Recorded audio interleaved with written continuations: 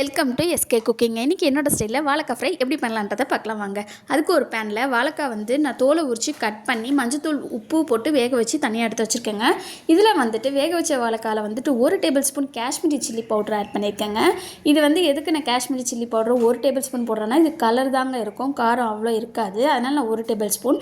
Suppose தனி மிளகாத்தூள் வந்ததுன்னா ஒரு 1/2 டேபிள் ஸ்பூன் போடுங்க, எனக்கு காரமாக இருக்கும். இதில் ஒரு 1/4 டேபிள் ஸ்பூன் ஜீரகத்தூளும் சோம்புத்தூளும் மிளகுத்தூளும் ஆட் பண்ணியிருக்கேங்க. இந்த மாதிரி நான் ஃபிஷ்ஷுக்கு என்ன மசாலா போடுறேனோ அதே தாங்க இதுலேயே நான் போட்டு செய்ய போகிறேன். இதுக்கு 1 டேபிள் ஸ்பூன் கார்ன்ஃப்ளவர் மாவு ஆட் பண்ணிக்கோங்க. 1 டேபிள் ஸ்பூன் கார்ன்ஃப்ளவர் மாவு போட்டிங்கன்னா ஒரு 1/4 டேபிள் ஸ்பூன் அரிசி மாவும் போட்டுக்கோங்க.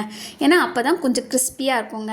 இப்போ 1/2 லெமன் நான் இதில் புழிஞ்சு விட்டுருக்கேங்க. இதுக்கு தேவையான சால்ட்டும் நம்ம போட்டுக்கலாம். நம்ம ஆல்ரெடி வாழைக்காலையும் சால்ட்டு போட்டு தாங்க வேக வச்சு எடுத்து வச்சுருக்கோம். அதனால் சால்ட்டு மட்டும் கொஞ்சம் பார்த்து போட்டுக்கோங்க.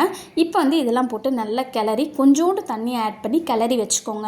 நல்லா மசாலா அந்த வாழைக்காயில் நல்லா ஒட்டியிருக்கோங்க. இதை பார்த்தாலே மீன் மசாலா போட்டிருக்க மெத்தட் தாங்க, அதே போல் தாங்க இருக்கும். அந்த டேஸ்ட்டும் அதே போல் தாங்க இருக்கும். ஒரு 10 நிமிஷம் கழித்து ஊற வச்சு எடுத்து பேனில் ஒன்று ஒன்றா சேர்த்துக்கலாங்க. சேர்த்ததுக்கப்புறம் எண்ணெயை ஊற்றி ஒரு 5 நிமிஷம் மூடி போட்டு சிம்லேயே இருக்கட்டுங்க. மேலே அப்பில் எண்ணெய் ஊற்றுங்க. இப்போ நல்லா ஒரு 5 நிமிஷம் கழித்து எடுத்து பார்த்தீங்கன்னா நல்லா அடியில் நல்லா கிறிஸ்பியாக வெந்திருக்கோங்க. இப்போ எனக்கு அடியில் நல்லா வெந்திருக்கு. இப்போ நான் திருப்பி போட்டிருக்கேங்க. திருப்பி போட்ட உடனே அதே போல் ஒரு 5 நிமிஷமும் நீங்கள் சிம்லேயே வைங்க.